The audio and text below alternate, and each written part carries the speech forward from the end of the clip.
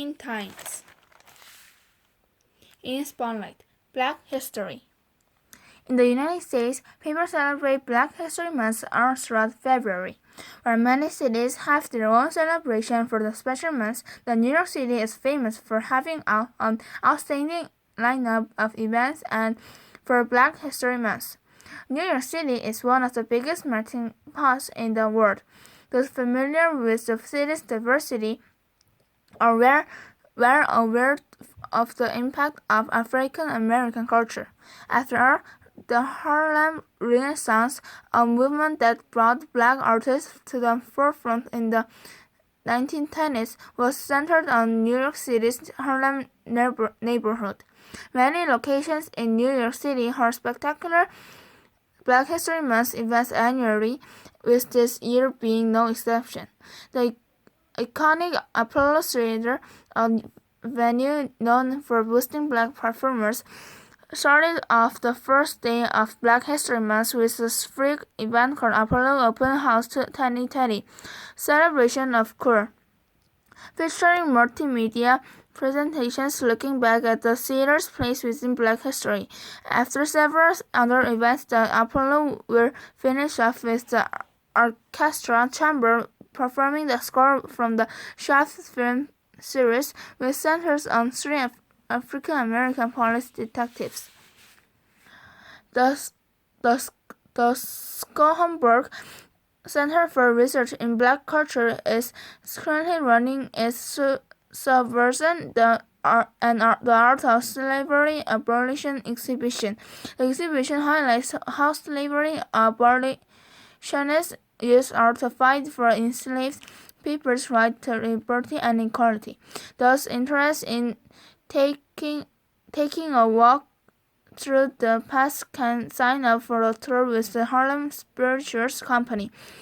Guests will be able to feel Harlem's spirit by trying local cuisines and visiting landmarks such as the legendary Cotton Club. History. Black History Month. Black History Month is an American celebration created to remember and pay tribute to important figures and events throughout Black history. In the United States and Canada, it's observed annually in February. Along with founding the Association for the Study of Negro Life and History, historian Carter G. Woodson created the predecessor to Black History Month in 1926 called Negro History Week.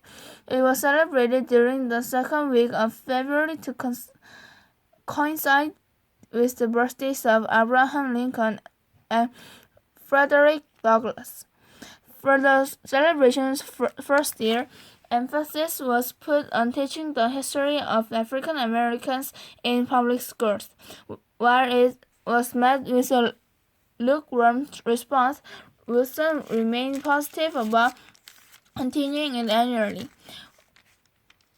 Wilson's message of teaching Black history ensured the race's survival within society gradually struck to church with many communities throughout America.